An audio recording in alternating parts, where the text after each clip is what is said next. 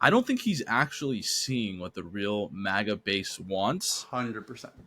Because, like, yeah, the Truth Social people are like the Trump loyalists that will defend Trump for the most part. There has been some pushback on there about Epstein, but they'll defend Trump no matter what. On Twitter, you do have a little more diversity of thought amongst the MAGA world, where you can see like them start disagreeing on Israel and other issues. So I think because he's not on Twitter, he's kind of lost his like MAGA feel base type thing. Whereas MTG sees that and she recognizes where the base is moving, but he doesn't really see that as much because he's just on Truth Social and not on Twitter. So he's becoming very representative of the people that you surround yourself with. And because everyone there is praising him, he's like, oh, I'm not doing anything wrong. So I think him not being on Twitter is actually hurting him, at least in this moment. I was also going to say that he also Truth Socialed that it's going to be harder for the U.S. to come to agreement for a trade deal with Canada now that they're going to recognize Palestine as a state, which Candace Owens said that is like literally putting Israel first. Like you are prioritizing Israel's interests over our own interests to have a trade deal with Canada. And there's a lot of uproar about that. I'm actually interested to see if there was any pushback to Trump Yeah. on Truth I mean, Social about that. I do not take anything Candace Owens says seriously. I think she's like pretty blatantly, openly anti-Semitic at this point. But yeah, I do think, I mean, that's a good portion of his base now, so that it is relevant to follow. But I think your true social point is so true and so under discussed that people like, I think kind of because no one's on True Social, assume that it's just kind of like the conservative blue sky or like just a more conservative Twitter. It's not. It seemingly every time I look at it has like no real users. I mean, there's like people who like post on it the same thing they'll post on Twitter, but like he used to get replies and he used to like use Twitter. I mean, it was famously in his first administration there were cases like I think it reached all the way to the Supreme Court that were about him blocking people on Twitter. Like he would literally be scrolling on it and look at accounts and get annoyed by someone's reply and block them. And now you look at any of his tweets. I just pulled up a random one or any of his truths. I pulled up one of his random truths, which is 6.19 thousand retruths. Very Damn, cool. that's nothing But to what he would get he on was Twitter. talking about some stock market numbers or whatever. But look at what the comments are. They're all just like weird bots. There's some dental implants you can get here too. Good to know. They're like, Raise what your is hand this? if you think Donald J. Trump is the best president America's ever This had. is all he sees. He literally is just like a boomer Yeah. Republican who just like falls for bots and AI stuff, and like all of these comments are just like weird bot tweets. Just more dentures. Another cool. denture. Some great advertisers here. They're competing with Elon. No, I will say I think he's become so surrounded by his most loyal fans that he doesn't realize that he's slowly losing his grip on the base. Yeah, I mean, like any of these are just like these tweets aren't even like talking about Elizabeth Warren, which he is. Like they're just like random, just memes like praising him. Like they're just some bot. He's turned into like a boomer Republican, which I think is very different than when he started running in 2015, 16. He was calling out like the Bushes for the Iraq War, and he was saying that I'm going to protect Medicare and Social Security. We're not going to touch your Medicaid, which was obviously a lie now. But I think he's become so indulged by his most loyal fans that he's like truly losing reality. And I think the best example of this is him constantly saying over and over, for my fans who care so much about Jeffrey Epstein's story, you're just trying to undermine me. I don't want you in the MAGA base anymore. And I think the backlash to that alone just showed how out of touch he is. No, incredibly so. Yeah, 1,000%. And I think we're going to have a great Epstein episode later this week. Soon. That we'll talk more about this. But yeah, I think both these things, like I've been saying, it's just like this coalition is not built to last. And he ran on making everyone happy and doing all things. Like he basically, like any issue you can pretty much find, maybe besides tariffs. He's been pretty damn consistent on tariffs going back to the 80s and been pretty stupid on that all the way back. But like every other issue, you can kind of find some quote of Trump taking either side of it. I mean, that's his election strategy. He just kind of fills the volume over quality and just kind of gets all his noise out there so someone can agree with him. And Ben, now we're seeing the problem.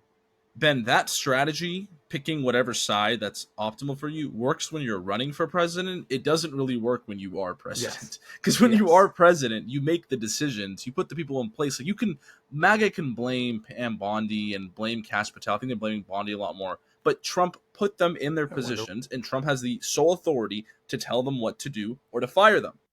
100%. And I think the key point here is that that's a big distinction from Trump's first term, where he found this magic trick where he was the incumbent president with all the power, and he still ran, I mean, unsuccessfully, but until COVID, pretty successfully. As the challenger. As the challenger against the establishment. When he was the establishment, he was running against the institutions when he controlled the institutions. Now he's very clearly the establishment, the person in power, because there's not much excuse to make. This deep state, which, I mean, call it the deep state, call it whatever. I mean, it is true that there were people in government in this first term who were agreed with him on many things, but kind of were working to control his worst impulses. And those were the people that he put in power, by the way. Yes. But like he ran on this time, like this time he knew who he was putting in power. He did learn his lessons from the first time around, and he's talked about it. So there's no excuses anymore. There's no deep state anymore for him to blame. He's rooted them all out of government. So it's now that you have the power, you kind of got to follow through on these very incoherent promises and these overly simplistic solutions to like conspiracies and stuff. I mean, I'm surprised we're not hearing about QAnon anymore, but I mean, let us know in the comment section. Do you think that MAGA is ultimately gonna reject Trump? I don't think I go that far to say that they're gonna reject Trump, but I do think that there is a 10 to 15 to maybe even 20% of MAGA that will not vote Republican in the next 3 elections. I'm not saying they necessarily would vote for a Democrat, but I don't think they'd vote for anyone associated with Trump because they're going to feel disillusioned. Yeah, and we've already seen, like, just focusing on the midterms coming up, like, that already Trump's base doesn't really consistently turn out in off-year elections when he's not on the ballot. I mean, and that's with him coming out telling them every time, like, this is the most important election, like, you need to get out there, blah, blah, blah. Like, David Perdue is real MAGA, you got to go out and support him. And I mean, yes, that like fell short before, but I would think if he's in a similar place to where he is now, I mean, now if he's doing that and they're like, well, what about fucking the Epstein list? What about like putting America first? All these things that they're disappointed him in. Like, I think it's just going to lead to more Republicans not turning out in 2020. And Ben, I think it's important to note that there's a lot of people in his base that aren't traditional Republicans that just weren't, or traditional voters. Or traditional voters, exactly. So those people can be up for grabs if Dems do make the right decisions, and that's a whole new episode, another clip we can make. But a lot of these voters to start with are not very traditional voters. They don't really come out to vote in every single election, like you said, and they're not going to vote for Republicans just because Trump is a Republican.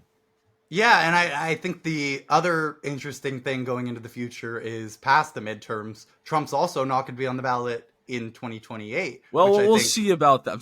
Well, he won't be on the ballot. Likely not going to. He said today. I will say I do not think he will be on the ballot in 2028 for better or worse. But I think like a year or two ago, following the election, like a lot of commentators and a lot of us would have said like, oh, that's a liability for Republicans because the base that he's created doesn't turn out in elections when he's not on the ballot, like midterms or whatever. But now part of me is wondering, is that kind of their silver lining at this point that, at least it's not going to be Trump. It will be J.D. Vance, who, I mean, for all his faults, I do think he's pretty in tune with kind of these types of online Republicans and coming up with some answers. So I'll be curious how he tries to wiggle his way out of this one. But how do you, like, I think he's going to run into the same problem that Kamala Harris ran into, where if you say, hey, I disagreed with Trump on X, Y, and Z, they'd be like, okay, why didn't you voice your concern? Did you tell him? Where are the reports? And then people from Trump world are going to be like, oh, this is bullshit. This guy agreed with us on everything. He just leaked to the media.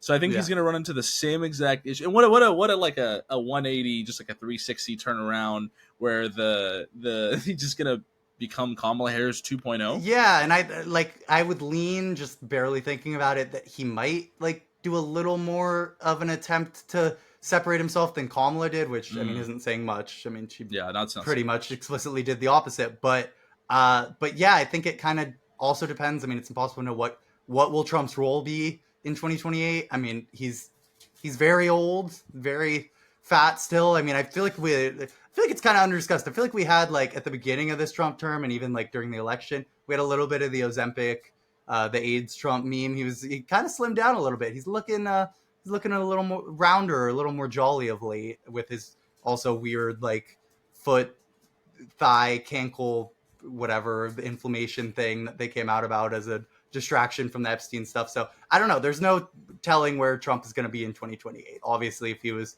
out of the picture, I think it would be a little easier for JD Vance to like kind of be like, oh, I tried to tell him that, but I mean, I was his VP. He makes the final decisions. Like, it'll be interesting to see, but that is a topic for next time, I think. So Yeah. thank you guys for watching. Stay tuned to the feed. We're gonna have some fun episodes coming up, some exciting guests, and some more Epstein discussion next time, I think. So yeah, thank you guys for listening.